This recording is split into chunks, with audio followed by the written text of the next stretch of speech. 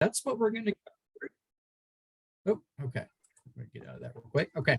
But just know that the resume is not rocket science, but it's definitely going to be something that you have to put effort in. So we're just going to go through, talk about the core components of the resume. And while we're going through this, if you have any questions, feel free to drop those in the chat box as well. So let's go ahead and get started. I'm going to admit a few folks in as I'm getting started. Let's see. Okay, so let's start off in really just defining what a resume is. So in essence, your resume is a summary of your education, your skills, your abilities, and your experience. That's it. You know, when you think about it, like I had said, that is your entire professional life on 1 or 2 pieces of paper. But when you think about it, the resume doesn't get you the job. It really directs the interview conversation. This is what gets your foot into the door to interview for that particular position. So remember to not only spend time on your resume, but also the other components of the job search process. Now, of course, with your resume, you're going to want to make sure that you construct your resume towards that particular position that you're applying for. So when you think about it, your resume is going to change ever so slightly for each and every job that you're applying for. So I know that takes time. It can be frustrating at some points, but I promise it's very well worth it for you to tailor and construct your resume towards that position that you're applying for. As we had said, think about your resume as like a tool in your toolbox. This is really your time to show and market yourself that you're the best fit for that particular position. So make sure you remember that as we go through these slides. It's a really good mindset to have. As we had talked about, the purpose of a resume is to secure that job interview. So in your resume needs to briefly and concisely relate to areas such as who you are as a professional, what you know as a professional, what you have done in the past, such as your experience, and then, of course, what you would like to do in the very near future as it relates to your career. We have to get that all onto 1 or 2 pages for your resume. All right, now, when I talk about resumes, there are 3 core components. We have to think about the format of your resume. We have to think about the content of your resume, and then, of course, the grammar of your resume. So let's talk about format first. So the first thing we need to do is we need to determine what you would like to do and what you've done in the past. Think about any unpaid internships, paid internships, full-time jobs, part-time jobs. That's what you need to think about. Write a rough draft. I'm sure y'all have written lots of papers in grad school, and even before then. There is nothing wrong with really just starting out with a rough draft of your resume. This is where you're going to list everything that could be relevant for that particular job. Now, in your resume, this is going towards more of the content, but we have to be very strategic. We have to plan and weigh every single word that you use. Remember, you only have 1 or 2 pages, so we want to make sure that we don't repeat any information. All right, now with the format, when we need to make sure that we are consistent. So whatever font you use, whatever font size, style, we need to make sure that's consistent throughout your resume. I get asked all the time how long a resume should be. You may have been told at one point that it needs to be 1 page, but there is no set standard on how long your resume should be, especially if you're in grad school. So, for example, when I graduated with my master's, my resume was 3 pages. But, you know, when you think about it, some may ask for a 1-page resume. So we need to make sure that you're prepared to perhaps include a 1-page resume.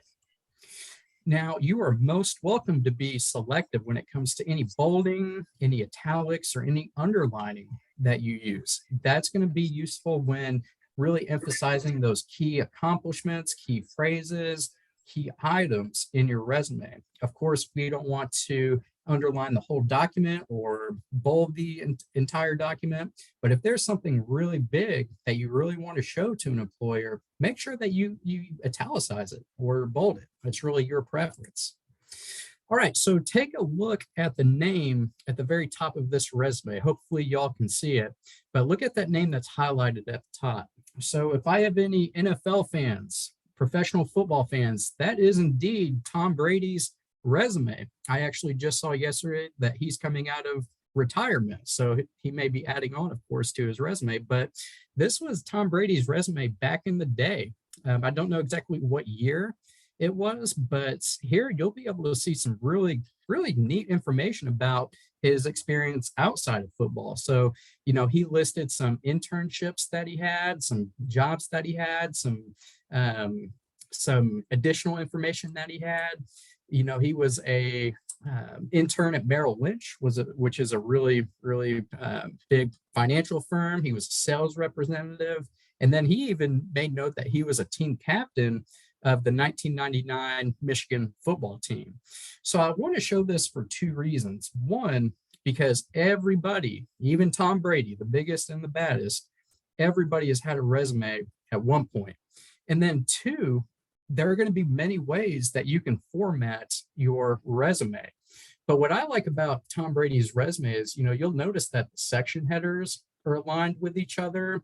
The bullet points are aligned with each other. It's just a really nice looking, consistent resume.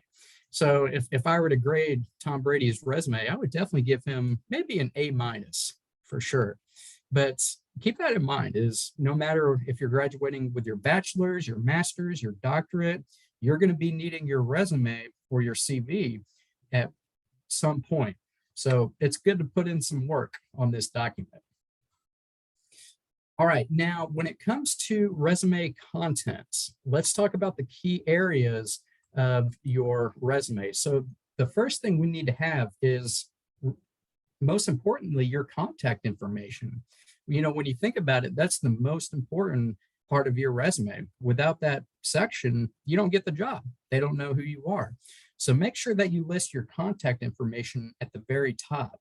And we'll go through some examples of all these. But of course, your education, your skills, your professional experience, any awards or activities, and then of course your references are all going to be included in your resume. So let's walk through a few of these areas of your resume. But first, let's talk about what we avoid in your resume. So the first thing to avoid is we need to make sure that we avoid using templates for your resume. So if you get onto Microsoft Word, you'll be able to find tons of templates for creating your resume. I really think that's a good way to maybe start a rough draft, but as far as the final product for your resume, it's probably best to steer away from the templates. And I'll tell you why here in a second. We want to avoid high school information. So I work with freshmen, sophomores, juniors, and then of course I'm working with grad students, but I always point this out because a lot of folks put their high school information on there. I'm not exactly for sure why, but when you think about it, you're probably going to be listing your bachelor's degree and your expected graduation date for your master's. So at that level, high school information isn't really needed in your education section. So just know to avoid putting your high school information on your resume. Salary or geographical preferences, that's going to be talked about in the job interview process or after you accept the position. So make sure not to list that in your resume. That actually may be a disqualifying factor when they consider candidates. Me, and my statements, in essence, first person language, they already know it's your resume. So you don't need to have any first person language, such as I, me, he, she, they, it. It's just simply too much for a resume. They know it's your resume. Reason for leaving previous employers, that's probably going to be a question that you get in a job interview. So that is not needed in your resume. Photographs, charts, art, borders, color text, these are things that you're going to see in those templates that you see on Microsoft Word. Do know that these types of things, these are all things that could cause formatting issues when you apply online. And we, of course, don't want that to happen in your application. So just know that these things are not needed. I know a lot of folks include their professional headshot on their resume, but perhaps consider listing that maybe in a online website, such as your LinkedIn account. It just takes up too much room, and then there's formatting issues if you actually put it on the resume itself. Health, physical description, as an extension, age, race, religion, sex, and national origin. These are all protected classes, so therefore it's not needed in your actual resume documents. And then, of course, if you have a GPA below a 3.0, you don't need to list your GPA in your education section. I know for grad students, at least where I came from, you had to maintain a 3.0 or above. So you don't even have to list your GPA for your master's since it's already required for you to have a certain GPA. So just keep that in mind as you begin working or continue editing your resume. All right, so let's talk about the contact information. This is what's going to be at the very top of your resume. So we're going to want to have your first and last name, your legal first and last name. We want to have at least the city and the state that you currently reside in. You don't have to give your full mailing address. I know some students are a little concerned about having their entire address. I understand that, but at least give the current city and state that you're located in. And then, of course, your phone number and then your email address. Those are going to be the primary ways that employers are going to reach out to you. So make sure that not only do you have these, but also make sure that it's active, and then, of course, that it's professional. By that, I mean that in your phone number, make sure that you have a professional voicemail hooked up. I work with lots of students who created their voicemail when they were 13 or 14 years old. It can get very interesting for sure. So make sure to make your voicemail professional if you need to. The same concept with your email address. Again, I've worked with those students that created their email when they were 12 or 13 years old. Skaterboy420@gmail.com is not a professional email address for applying for jobs. So just have an email address. You can use your UALR email address, or if you want to have some type of combination of your first and last name, that is perfectly fine. But make sure that it's active, and then again, that it's professional.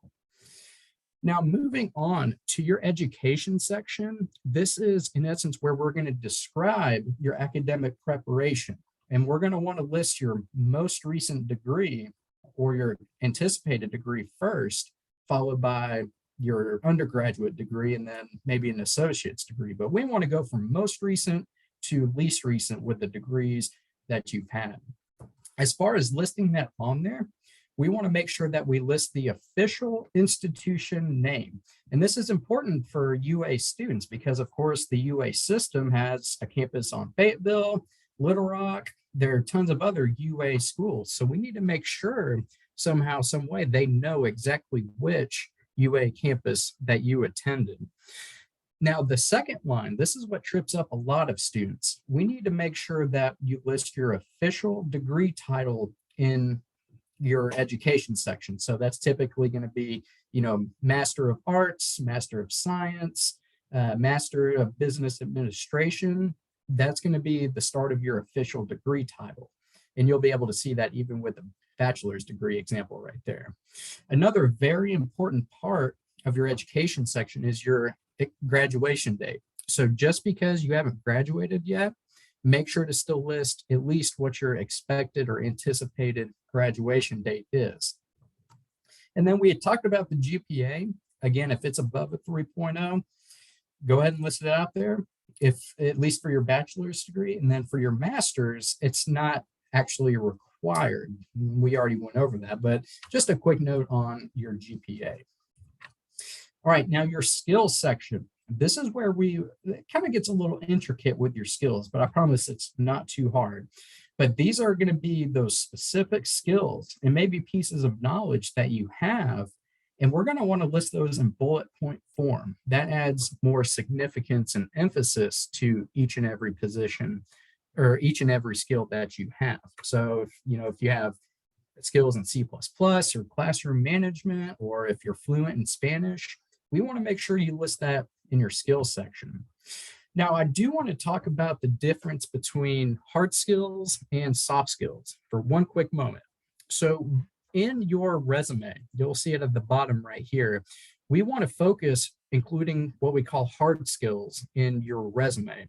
These are the specific and quantifiable pieces of knowledge or abilities that you have that makes you successful in the workplace. And of course, that are relevant towards that position that you're applying for.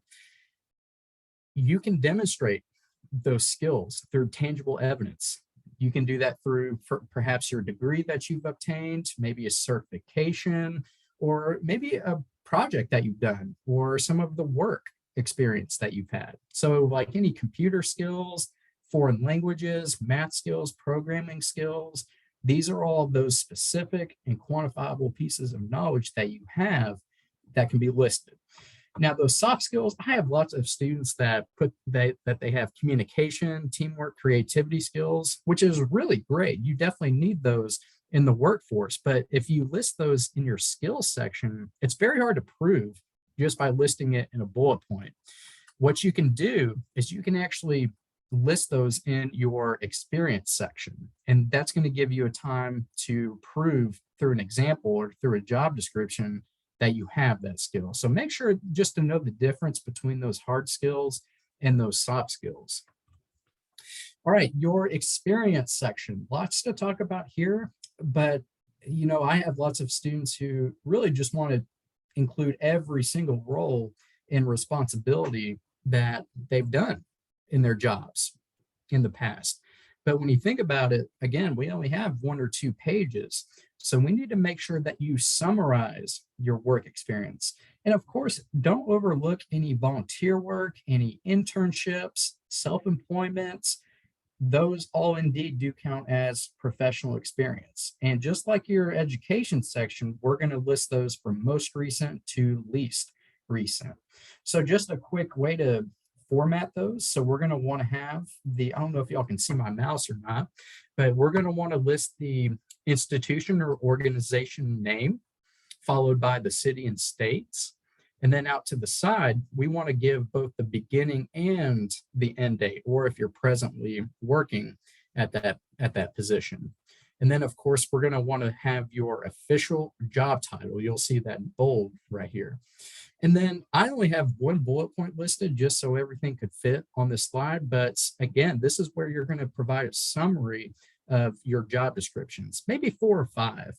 Okay, but typically they're going to start with a really nice action verb such as provide or assisted or directed, managed. The list goes on and on of those action verbs. But through these job descriptions, you're really going to give a nice solid description of what that actual role was. And I'm going to show you some examples here in a second. But that's going to be the main format to do that. Of course, we're going to want to have those in bullet point form to add more significance. All right, let's watch a quick video. Hopefully y'all can hear this. No, my resume.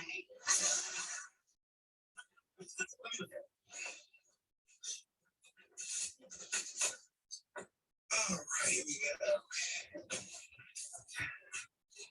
Well, first things first, if you're going to want people to take you seriously, you're going to have to stop dotting your I's with these little hearts.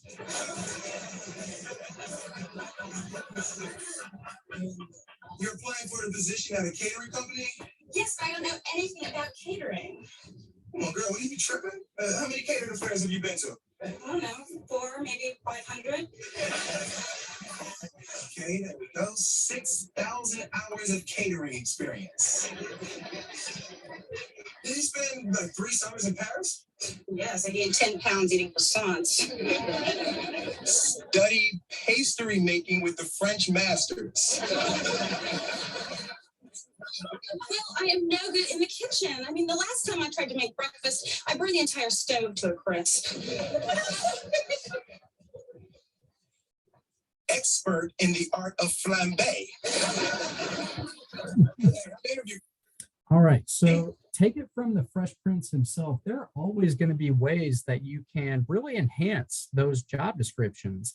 So here you're going to see some examples of those basic to advanced job descriptions. Now, I know that everybody on this presentation comes from a very diverse background of experiences and skills, but take a look at the difference between these basic and advanced job descriptions. Ask yourself, if you were hiring somebody for a particular position and you were looking at their resume, which one would you be more impressed about? It's pretty straightforward. It's a no-brainer when it comes to that. But you'll notice that in these job descriptions, we're going to want to make sure that these job descriptions are specific and that they're quantifiable. So anytime you can add numbers or percentages or any like money-based information, that's going to allow those employers to gauge and measure what you've done as a role or a responsibility. And then, of course, make sure that these job descriptions are relevant to the job that you're applying for. Look at that job application, see what keywords and key phrases they're using in the application, and implement those in your job descriptions on your resume. That's going to really help build connections between you and then that particular job that you're applying for. And then lastly, make sure to focus on those end results or accomplishments. You'll notice on the advanced job descriptions, they use phrases like in order to, or to ensure, or which led to. Those are all phrases that you can use to bring home a really nice job result or an accomplishment that you've had. So it's going to take some time. This is one of those areas that you're going to have to play around with. That's where a rough draft comes in handy, is to really know thyself, if you will. Think about what your most important roles and responsibilities were at each job that you're looking at. All right, now, if you have any awards and activities, you are most welcome to list that in your resume. Of course, make sure that they are relevant towards the industry that you're going into. I've had students say that they listed that they were prom queen back in high school in their awards and activities section. Great accomplishment, but it's not very relevant towards those professional full-time jobs. So just make sure that, you know, if you've been a member of anything, or if you're a volunteer, or if you've been on the dean's list, make sure to list that along with the dates in your resume. All right, now your references, this is actually going to be a separate document from your resume. And I'm going to tell you why here in a second. But in your references, we want to make sure that these are individuals who can provide positive information about you.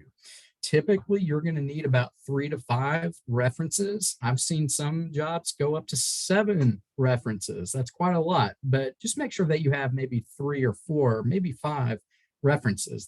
These can be folks from, you know, your faculty, your staff, your boss, your manager. Those are all folks that you can get references from. But as long as they can provide positive information, you'll be in good shape. Now, you know, with online job applications, typically you're going to have a spot for you to upload your resume, your cover letter, and then your references. So you are most welcome to have a separate Word or PDF document just for your references. That way you're not repeating information on the application. All right, so just some quick editing tips. Make sure that you actually print the resume out, because those employers may actually do so as well. So you need to check your resume for bleed or jagged or crooked edges, and really just how it looks overall and how well it appeals to the eye. Make sure that you don't use any borders. That's going back to the templates or graphic design that we don't want to include on your resume. It's just another opportunity for the document to maybe get messed up regarding format. So make sure we don't have any borders. Y'all, run spell check on your resume. I know that sounds pretty straightforward, but lots of folks forget to do that. And I can almost promise that if there are any misspelled words, those employers just simply aren't going to hire you. So make sure to not only run spell check through it, but to also give it to some other folks. Give it to maybe a family member or a friend's, or you could send it on over to me. I'm a career services specialist. So we are very well trained on looking for these types of things. And that's just for you to make sure that it is totally free of any issues and really for you to sleep better at night when you submit your resumes online. In essence, get some opinions on your resume. I know it may look good to you, but there may be something that somebody else catches. And it also may be worth perhaps giving it to maybe a faculty member or a staff member. I know we talked about career services, but there may be a faculty member that knows the ins and outs of that particular industry. So check in with them as well. All right, now just a very brief overview of cover letters. This is a document that complements the resume. This is a 3 to 4 paragraph memo, like a letter. That's in the name, cover letter, right? This is a letter to an employer that really explains your interest in that role that you're applying for. And again, it's typically submitted along with the resume that you're submitting as well. But when you think about your cover letter, this is your time to show that you're the best fit over the others that apply for that particular position. So this is where those accomplishments and end results can all be listed as an extension of your resume. So when it comes to the format, make sure that it doesn't go over one page. This I can say to you is there is a page limit when it comes to cover letters. This is going to be 1 page max, not 2 pages, not 3 pages, 1 page. They simply don't have the patience to read a 2-page document. Your cover letter, I'm actually going to skip to the next slide, but this is what is included in your resume. So the header, the salutation, the opening, middle, closing, and then of course the ending. Here's a really good graphic breakdown of what your cover letter needs to look like. So we've got the dates and the contact information at the very top. And this is the contact information not only for yourself, but also the hiring manager as well. So if you can't find their contact information, maybe try calling their HR department and see if they can provide that information. But you'll see the breakdown with the opening paragraph, the middle paragraph, the closing paragraph, and really just that close and that signature to the cover letter. This is a document that's also going to take time. So make sure to spend quality time on it. It's very hard to say what exactly goes into a cover letter because it's unique to each and every person. But again, the biggest mindset to have is to show that you're the best over those that also apply for that position. And then, of course, with your cover letter, make sure that you go beyond your resume. So again, you have very limited space on your resume. So perhaps if there's something else you need to include, you can include that in your cover letter. This is very important. Think not what the company can do for you. This is your time to stay focused on the fact that you're the best fit over those others. This isn't a time to ask what the company can do for you, salary or benefits, but this is to show them that you can produce results for that company. And you can do that by highlighting the right experiences. Again, it's going to complement your resume. Showcase your skills, throw in a few numbers, just like we do on the resume, just in letter formats. All right, so that goes through my information when it comes to resumes and cover letters. Just some key mindsets to remember is to make sure to construct it towards that position that you're applying for. So think about it. You're going to have to know the job first before you can start creating or editing your resume. Remember, focus on content, format, and grammar. Those are the 3 pillars of resume writing. And then, of course, remember that resume does not guarantee a job. That simply secures a job interview. This is how they're going to base their decisions on who to call back for interviews. Okay. All right. So if y'all have any questions or thoughts, feel free to type that in the chat box. I'm going to go ahead and pull this slide up. If y'all can take out your phones real quick and just scan this QR code, all you have to do is just put in your UALR username and that'll get you checked in. We just like to track how many folks attend these presentations. But with that being said, if y'all have any questions, concerns, thoughts, I'm going to stick around. I'll be looking at the chat box. So feel free to reach out and get your questions answered. But with that being said, thank you so much for having me. I'm going to turn it back on over to the host.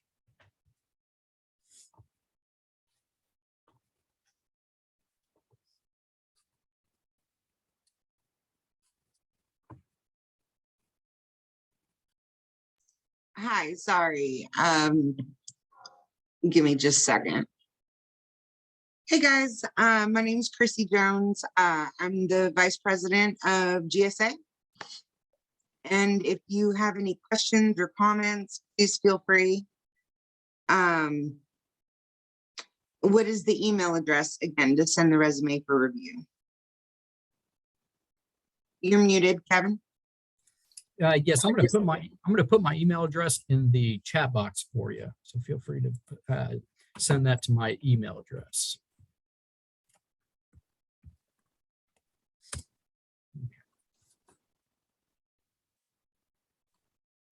All right, did y'all get that? I think I'd sent that to actually somebody. I'm going to put that for everyone. Do that real quick. We'll actually have the copy of the recording on our website. It should be put up by tomorrow. Okay. Hopefully by tomorrow. Our person that runs our website is not here tonight, so I'm not sure what her workload is, but I'm hoping it should be up on the website by tomorrow. Okay, I did get the question in. Let me read that off. So the question was, do we need to include a picture in the resume? So my recommendation would not to put your like professional headshot in your resume, simply because that takes up a lot of room on the document. And the second reason why is that may throw the format off of your resume. Both things we don't want to happen. So what you can do is just simply save your professional headshot for maybe your LinkedIn accounts or your professional websites. That's going to be the best place to put that. Good question.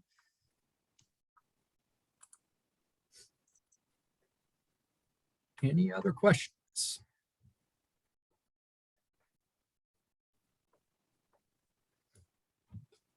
I don't see any other ones. All righty. Can you put the QR code up one more time? Because I didn't. Okay, yep. Let me share my screen one more time. Let's see. That should be popping up momentarily. There it is. There we go.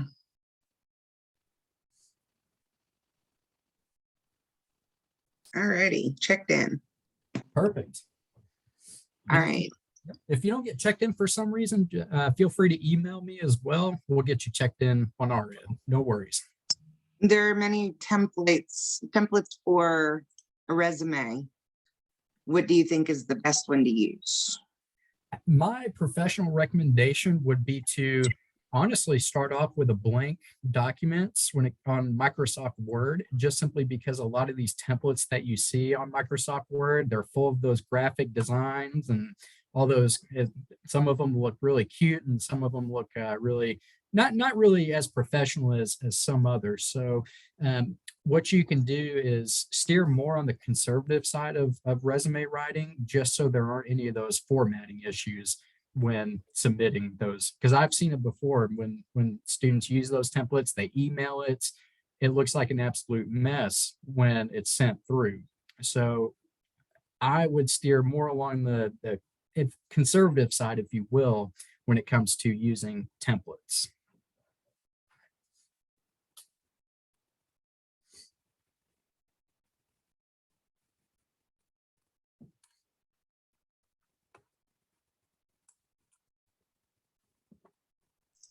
Did anybody else have any other questions?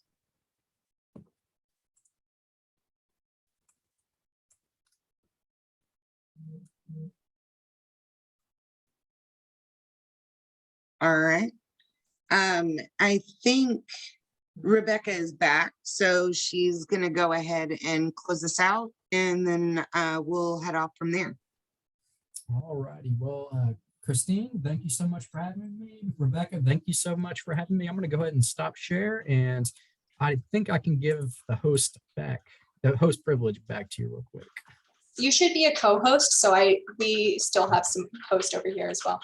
Okay, perfect. So thank you so much for doing this workshop for us. We're really grateful, and thank you everyone for attending. So we hope that you all can attend some of our other workshops this semester. So we've got interviewing skills coming up. We've got thesis and dissertation formatting, CV building, in case you're interested in a more academic or academia style workshop. So we've got all of those upcoming. The dates and times are on our website, and the Zoom links will be sent out closer to the dates. So thank you so much. Hope you guys all have a good evening. Thank you all for having me.